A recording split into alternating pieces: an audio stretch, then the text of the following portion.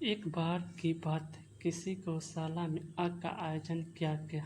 आग की समाप्ति पर उन्होंने गायों का दान किया, परंतु वह गाय इतनी बूढ़ी और निर्मल थी कि वह दूध देना भी बंद कर दिया था।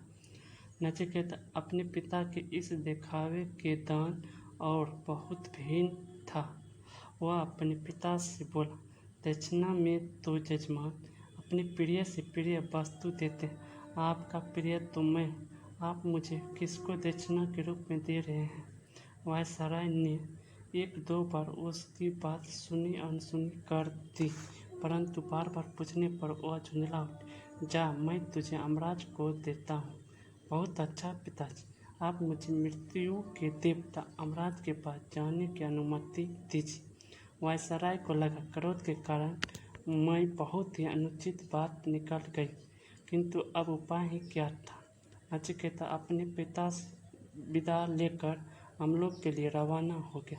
नचिकेता जब अमलोक पहुंचा तब अमराज वहां नहीं थे, लेकिन वह 3 दिनों तक उनके दरवाजे के पास खड़ा है। अमराज ने जब लौटे उसने एक ब्राह्मण कुमार को द्वार पर खड़ा देखा। उन्होंने नचिकेता से आने का प्रयोजन पूछा। नचिकेता ने अपने पिता की सारी कहानी सुनाकर आने के कारण बताया। नचिकेता, तुम 3 दिनों से मेरे दरवाजे पर भूखे प्यासे खड़े हो। मुझे इस बात का बहुत दुख है। मैं तुम्हारे और उदार भाव से बहुत खुश हूँ, इसलिए मैं तुम्हें 3 वर देना चाहता हूँ। क्या मांगते हो मांगो। हे प्रभु, यदि आप मुझे पर प्रसन्न हैं, मुझे ये वरदान दीजिए कि मेरे पिताजी का मुझ पर क्रोध शांत हो जाए। ऐसा ही होगा।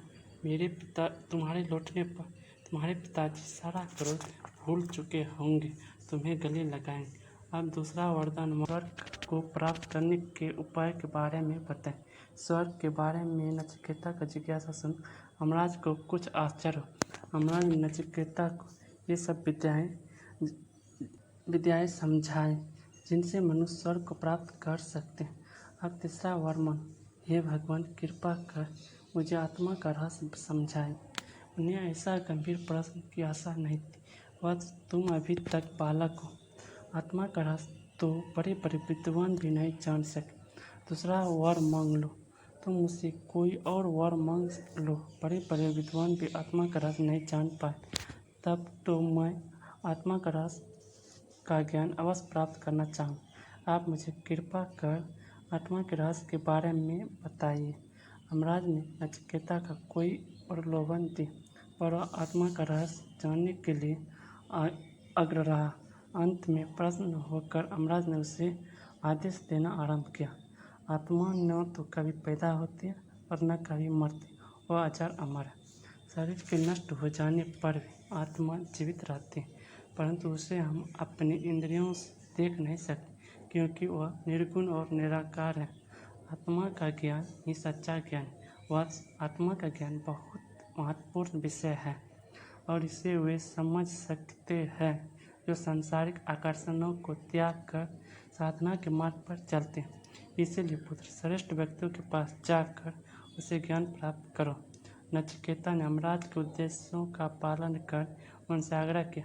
वह बड़ा होकर महान विद्वान